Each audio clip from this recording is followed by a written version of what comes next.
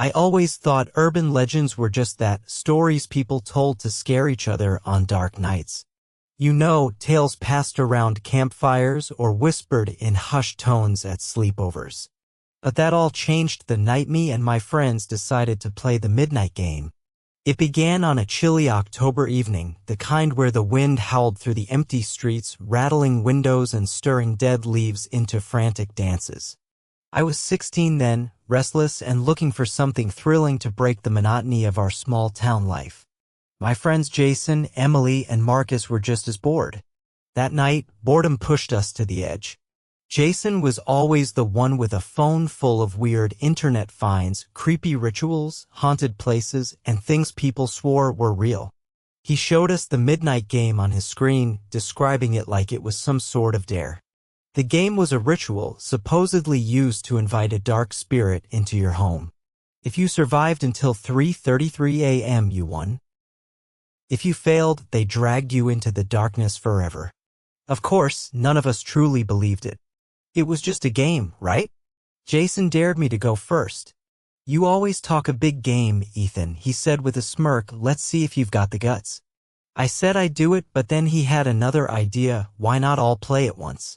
Each in our own homes, but connected through our group chat. That way we could keep each other updated and prove who lasted longest. It sounded like fun, an unforgettable night.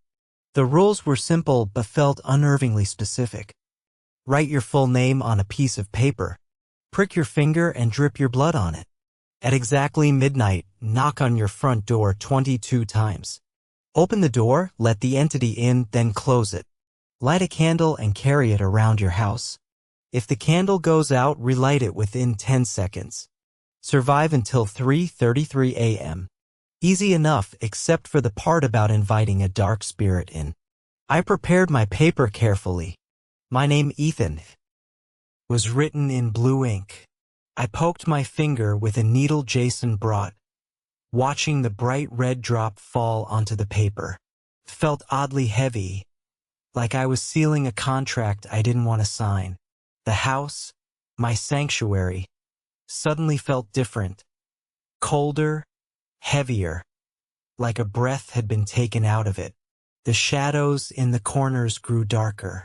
My hands trembled slightly as I lit a small candle, its flickering flame casting dancing shadows on the walls. Jason was the first to text that it was midnight and that he was knocking. I counted quietly in my head.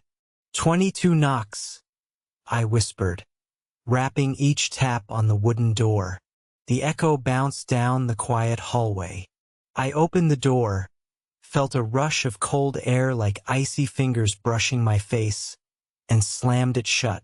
I blew out my candle, then immediately relit it, gripping it tight. I started wandering the house, the candle's small flame my only protection. Jason messaged, telling us he'd lit his candle and that, "It's here."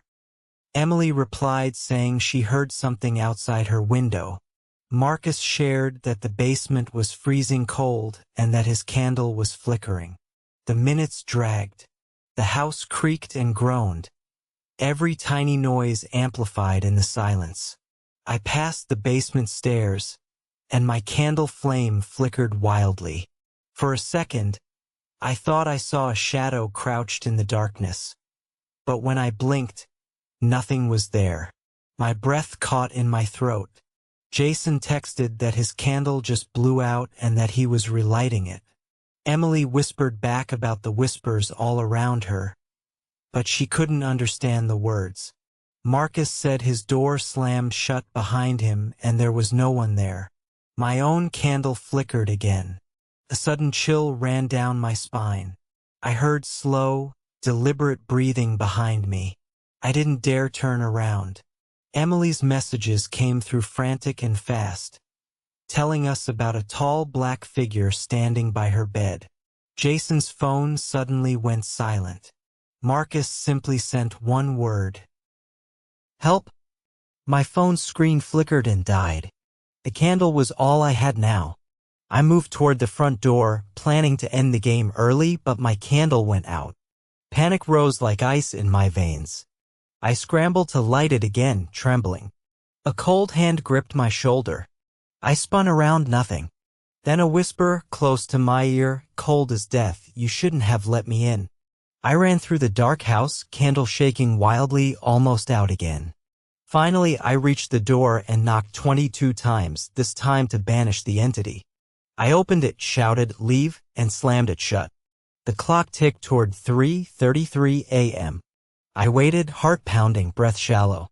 At exactly 3:33, the shadows seemed to retreat. I survived. But Jason? He was found collapsed in his basement the next morning, pale and silent. Marcus? Screaming in his sleep for days, unable to wake. Emily? She disappeared, leaving her phone behind, never seen again. I never played the midnight game again. Sometimes when the wind howls and the candlelight flickers just right, I hear faint knocks at my door.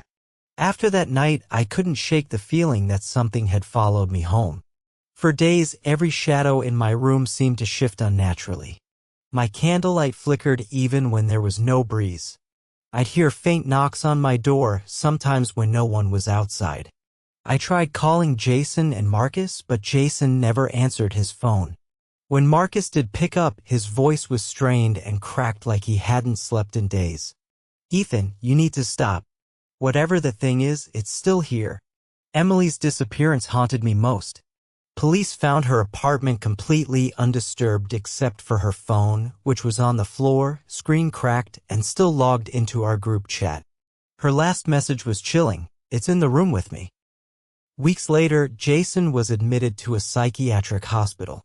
He kept muttering about black figures and whispering voices. Doctors diagnosed severe trauma and paranoia. Marcus moved away, refusing to talk about that night. As for me, I can't say I'm free. Sometimes at night, I swear I see a tall shadow watching me from the corner of my room. I keep a candle burning on my windowsill just in case.